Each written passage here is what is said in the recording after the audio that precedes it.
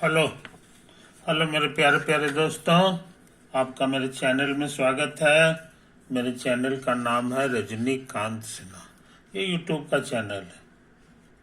ये यूट्यूब का चैनल है, समझे कि नहीं।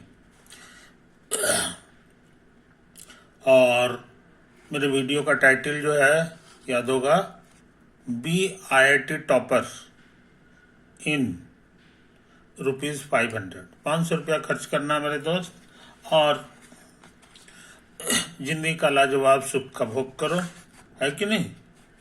यही चीज़ है। 500 रुपया कहाँ ट्रांसफ़र करोगे, ये हमारे पीछे पीछे दो चार ठो पीछे वीडियो जो है उसमें तुमको नंबर मिल जाएगा बैंक का, कि जिसमें तुमको ट्रांसफ़र कर देना है। सिर्फ 500 रुपया, है ना। यही चीज़ है। ओके। और अभी जो लेक्चर चल रहा है वो 185 चल रहा है ना। P+M यही सीरीज का नाम है, जिसमें P है फिजिक्स के लिए। तो यही हमारा प्रीडोमिनेंट है। सबसे मुख्य रूप से इसी के प्रॉब्लम हम सॉल्व करेंगे, है कि नहीं। तो इसमें जो है एक क्वेश्चन है, ट्रू फॉल्स करना है, समझे कि नहीं। Work done by an applied force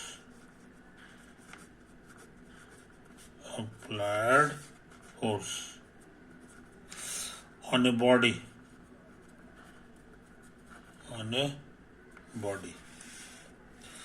moving on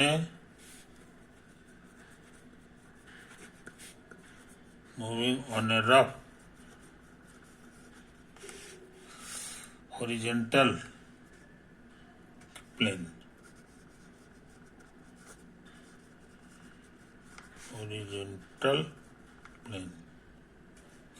with uniform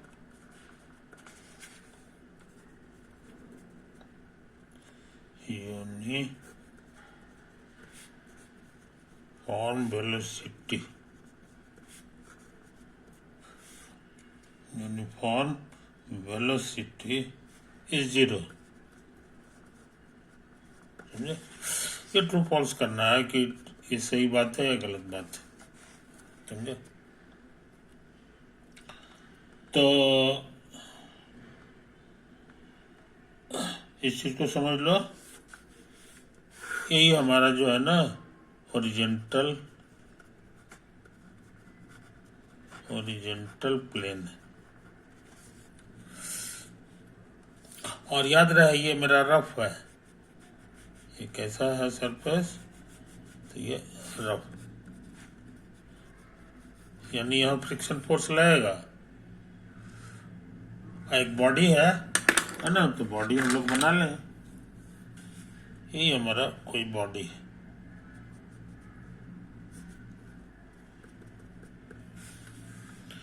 ये हमारे लिए बॉडी का फोटो बन गया, जो इस पर रखा हुआ। ग्रेविटी हमारा इधर लग रहा है, अच्छा, क्योंकि ये हॉरिजॉन्टल है, परपेंडिकुलर हो गया। अच्छा, एक moving on a horizontal plane, और ये रुका हुआ नहीं है, ये मूव कर रहा है। किस डायरेक्शन में थी, इधर मूव कर रहा है कि नहीं। और यही तो है। अब विथ यूनिफॉर्म वेलोसिटी, इसकी वेलोसिटी जो है v है, और ये हमारा कांस्टेंट है। यूनिफॉर्म का माने यही हो गया, डायरेक्शन तो कांस्टेंट है, ये मैग्नीट्यूड भी इसका कांस्टेंट है। अच्छा, और work done by an applied force on a body इतना, तो इस पे जो है फोर्स भी लग रहा है, तो फोर्स किधर लग रहा है सो समझ लो। फोर्स किधर लग रहा है सो समझ लो। तो जाहिर है इधर फोर्स लगाओगे, है ना, इधर लगाओगे। Work done by an applied force on a body moving in rough horizontal plane with uniform velocity is 0। समझे। तो अप्लाइड फोर्स किधर लगेगा, है कि नहीं।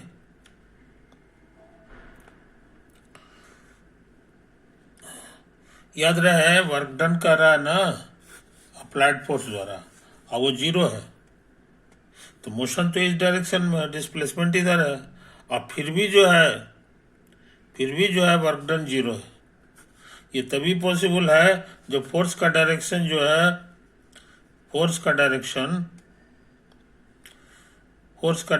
जो है इसके परपेंडिकुलर हो, तो उसके फोर्स के साथ डिस्प्लेसमेंट का डॉट प्रोडक्ट जो होगा, समझे कि नहीं, यही चीज है। मान लो कि ये यहाँ पहुंच गया, ये यहाँ पहुंच गया, तो डिस्प्लेसमेंट वेक्टर यही हो गया, डिस्प्लेसमेंट वेक्टर तुम्हारा यही हो गया, है कि नहीं। अच्छा, और उसके बाद कहता है वर्क डन 0 है, इसलिए अप्लाइड फोर्स जो है न इधर लगेगा न इधर लगेगा न इधर लगेगा इधर लगेगा, हमेशा इसके परपेंडिकुलर लगेगा। किधर लगेगा? परपेंडिकुलर लगेगा। ये तो है कहानी, यही है।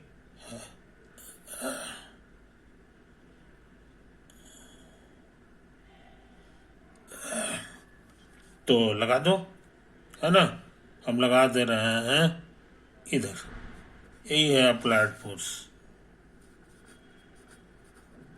अप्लाइड फोर्स, समझे, यही तो है। तभी कहीं जा करके 0 होगा। नहीं, ट्रू फॉल्स करना है कि नहीं, ट्रू फॉल्स करना है, तो हमको लग रहा है ये गड़बड़ है जी, ये गड़बड़ है कि नहीं। नहीं, ठीक है, वर्क डन हमको 0 लाना है ना, तब तो इधर ही लगाना होगा। अच्छा, इस पर पहले से कितना कितना फोर्स लगा हुआ है तो समझ लो, इस पे पहले से कितना कितना फोर्स लगा, ये टच कर रहा है जमीन से, ये इशारा कर रहा है कि सरफेस जो है इस पे 2 तरह का फोर्स लगाएगा। एक तो इसका एम है ना, एम जी नीचे की ओर लगेगा, है कि नहीं, ये तो ड्यू टू अर्थ, ये अर्थ ने लगाया है इस पे, लेकिन ये सरफेस ने 2 फोर्स लगाया है।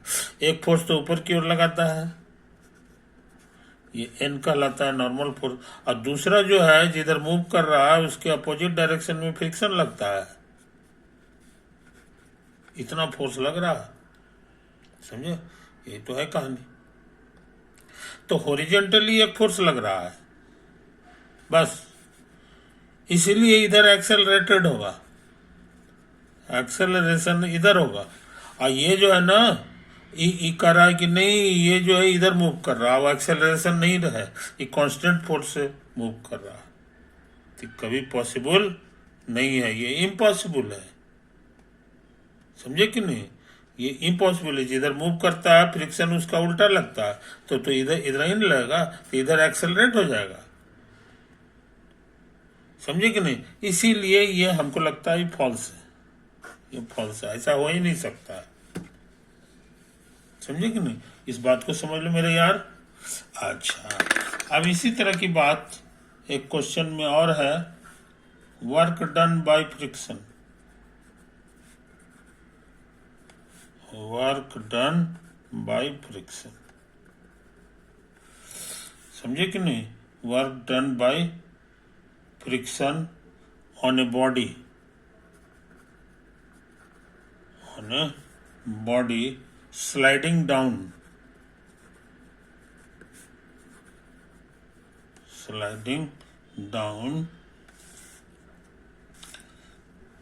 an inclined plane,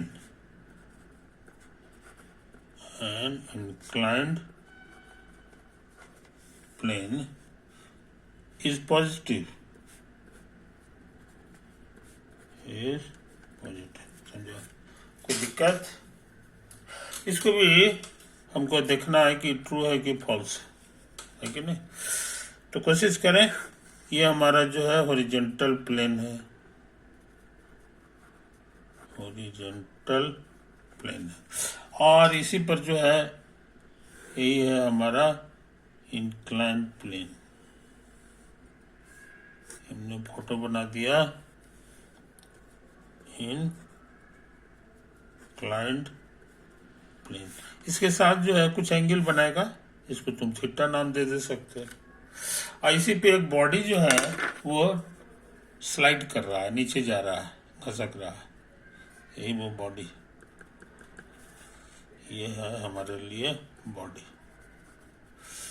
और ये किधर मूव कर रहा है, इधर इसका मोशन है, समझे। तुमको पता है इसका जो फ्रिक्शन लगेगा ये मोशन के अपोजिट लगता है। फ्रिक्शन हमेशा फोर्स होता है, तो फ्रिक्शन फोर्स हमारा इधर है, ये फोर्स, समझे। और डिस्प्लेसमेंट इधर हो रहा है, इधर था, थोड़ी देर बाद यहां पहुंच जाएगा। तो ये है हमारा डिस्प्लेसमेंट वेक्टर।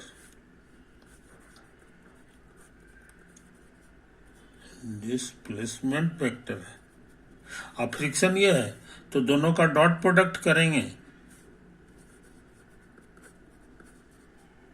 डिस्प्लेसमेंट वेक्टर, समझे। ये भी वेक्टर है, ये भी वेक्टर है, तो डॉट प्रोडक्ट करेंगे तभी हमारा वर्क डन निकलेगा।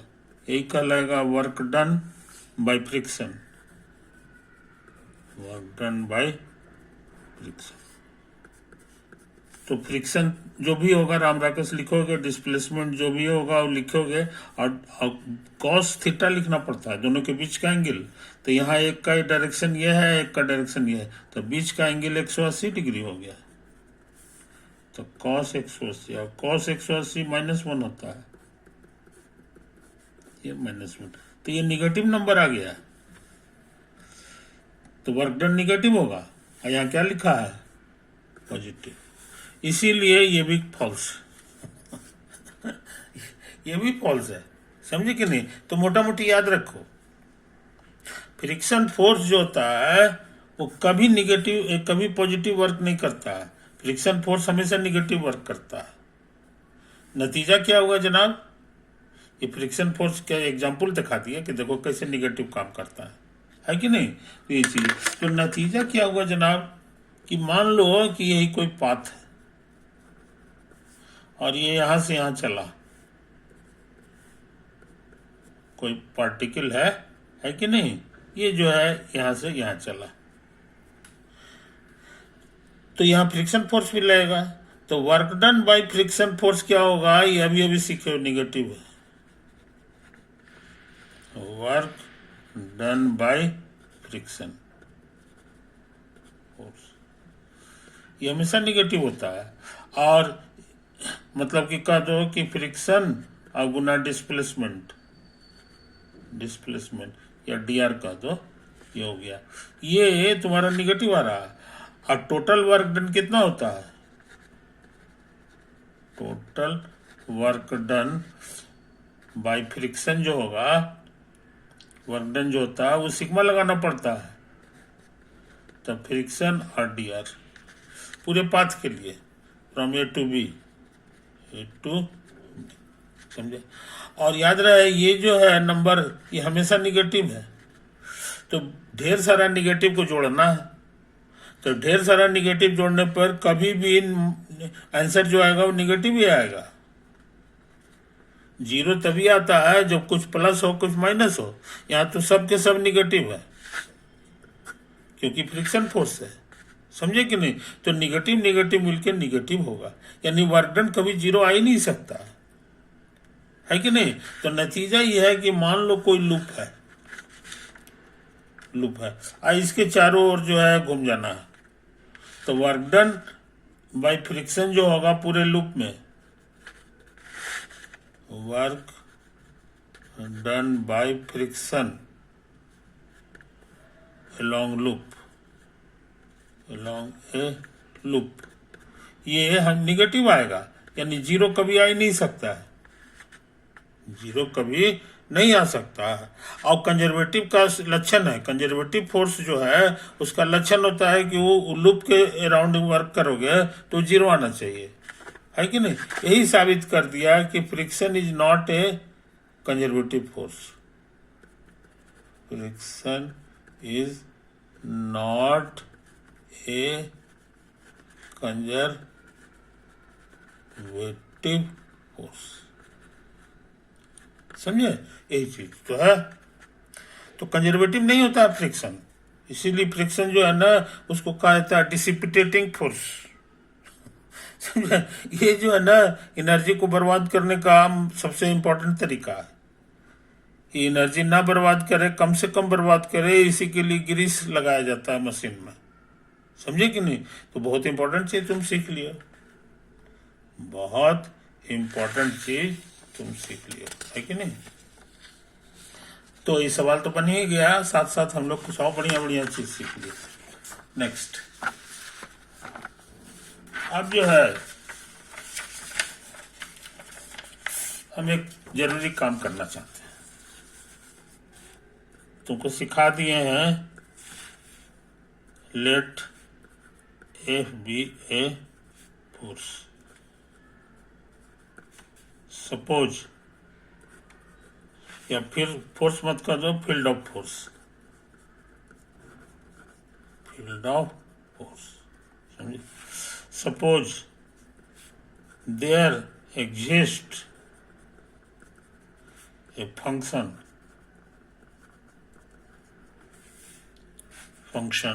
u,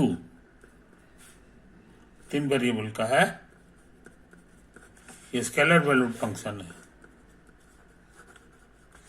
scalar valued function,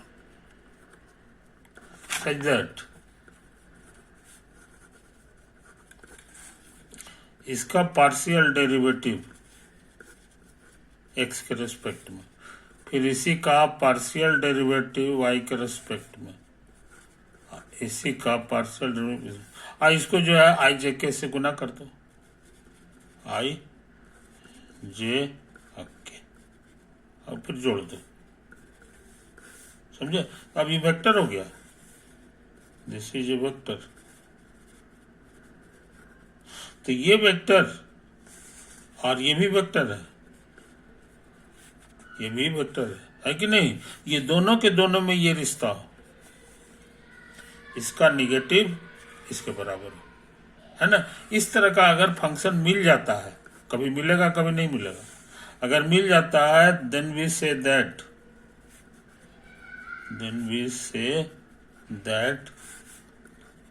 f is conservative. समझे? यही तो है, यही है। तो यहां पर जरा बढ़िया से समझ लो, इन दिस केस के माने कि मान लो कि f कंजर्वेटिव, और ये जो है ना यहां से यहां चला, ए से बी तक गया, तो यहाँ पे छोटा सा डिस्प्लेसमेंट ले लेते हैं जिसको dr कह देंगे, और यहाँ पे जो फोर्स लग रहा है ये हमारा F है, और F को हम चाहें तो ऐसे लिख सकते हैं, minus of del u by del x minus del u by del y और del u by del z। समझे? अच्छा, तो हम छोटा सा वर्क डन लिख रहे हैं, so work done from A to B, तो कहोगे एंटी डेरिवेटिव लगा दो, है ना? एफ डॉट डी आर लिखना होगा, A to B along the blue line, ये अंडरस्टूड है। समझे कि नहीं? एफ का वैल्यू यहां से भर देंगे, तो हो जाएगा minus del you by del X minus del you by del Y और minus del you by del Z. समझे? और डॉट, ये डी आर है, डी आर को डिफरेंशियल की भाषा में कहोगे तो D X D Y D Z. समझे? अच्छा, अब क्या करें, A to B, dot product निकालना आता है तो कहोगे minus of del you by del X और गुना डी एक्स, फिर minus of del you by del Y और गुना डी वाई और minus of del you by del Z और डी जेड। समझे? ये तो आया, माइनस कॉमन ले लो, माइनस कॉमन ले लो तो ये हो जाएगा del you by del X और D X plus del you by del Y, ये हो जाएगा del you by del Z और डी जेड। समझा? अच्छा, ए टू बी। अब सुनो, ए टू बी, यहाँ पे जगह कम है इसलिए दूसरे पेज में लिख रहा है। दूसरे पेज में हम लोग लिख, है ना, यहाँ तक काम किए थे। फिर बराबर, तुमको याद होगा ये शॉर्ट में सिर्फ डी यू हो जाता है, डिफरेंशियल ऑफ यू। इसका फॉर्मूला सिखाए थे कि इसको 3 टुकड़ा में तोड़ोगे तो इस तरह से हो जाएगा। A to B, A lower limit हो गया और बी अपर लिमिट हो गया। समझे? अच्छा, ये एक दूसरे को नष्ट कर देता है, एंटी डेरिवेटिव और डी, तो खाली यू बच गया। यू कहाँ पर का? नीचे आइए, फ्रॉम ए टू बी हो गया, माइनस को बचा के रखो। यह पहले ऊपर वाला भराता है, अब माइनस ये बना जाता है कि नहीं? माइनस से गुना कर दो तो ये पहले हो जाएगा और ये इतना हो जाता है। आइए समझना, कोई दिक्कत? तो तुम बहुत इंपॉर्टेंट चीज सीख लिए। हाँ, इसको क्या कहते हैं सो समझ लो। इसको कहा जाता है potential energy,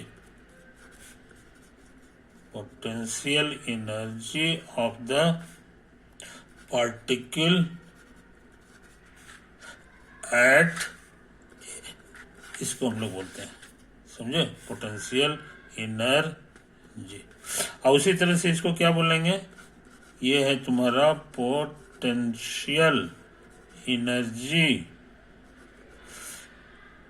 of the particle at B. कुछ समझे? कोई दिक्कत नहीं।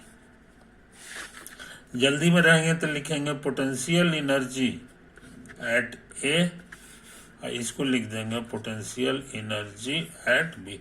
शॉर्ट में लिखा जाता है, समझे? और ये मत भूलना, बहुत इंपॉर्टेंट फॉर्मूला हम लोग कर चुके हैं।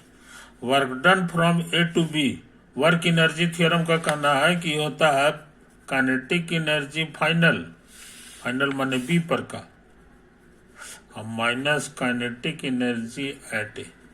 ये कहां से आया? By work energy theorem. Work energy theorem, समझे? तो आया, तो हमारे पास बहुत अच्छा रिजल्ट आ गया। इतना माइनस इतना, kinetic energy at B minus kinetic energy at A बराबर आ गया पोटेंशियल एनर्जी एट ए और minus potential energy at B. ये रिजल्ट आया है। अब इसको हम सोचते हैं नहीं कि इधर भेज दें, इसको इधर भेज दो, इसको इधर भेज दो, है ना? तो यहां आ गया तुम्हारा पोटेंशियल एनर्जी एट बी और plus kinetic energy at B, और इधर दोनों ये होगा पोटेंशियल एनर्जी एट ए, समझे? और उसके बाद plus kinetic energy at B, समझे? नहीं, बी थोड़ी हुआ, ये भी ए हो गया, समझे? तो ये रिजल्ट बड़ा इंपॉर्टेंट है। Kinetic energy, potential energy plus kinetic energy को ही कहा जाता है is called total energy, total energy, समझे? Total energy. तो ये टोटल एनर्जी एट बी लिखा हुआ है, टोटल एनर्जी एट बी, और ये भी टोटल एनर्जी लिखा हुआ है, टोटल एनर्जी एट ए, समझा? कोई दिक्कत? इसी रूल का नाम है conservation principle of energy. This rule is called conservation principle principle of energy. समझे, ये बात समझ लो। यानी टोटल एनर्जी कभी चेंज नहीं करता है। यानी इसको दूसरे भाषा में कहेंगे तो एनर्जी का न नाश हो सकता है और न क्रिएशन हो सकता है। समझे, एनर्जी का नाश और क्रिएशन कुछ नहीं हो सकता। जो जितना है दुनिया में पहले से उतने रहेगा, खाली उसका शकल सूरत बदल जाएगा। काइनेटिक एनर्जी है तो पोटेंशियल एनर्जी में बदल जाएगा, पोटेंशियल है तो थोड़ा काइनेटिक में बदल जाएगा, लेकिन दोनों का जो जोड़ है वो चेंज नहीं करता। इसी से इसका नाम पड़ गया कंजर्वेशन प्रिंसिपल ऑफ एनर्जी। ये नेचर का बहुत इंपॉर्टेंट रूल है। ये नेचर का बहुत इंपॉर्टेंट रूल है। हम लोग खाली उसका रूप चेंज कर लेते हैं, उसका रूप जो यही सिखाया है। समझे, और याद रहे इस पूरे खेला में हमारा जो फोर्स है वो कंजर्वेटिव फोर्स था। ये सारा रिजल्ट आता है फॉर कंजर्वेटिव फोर्स।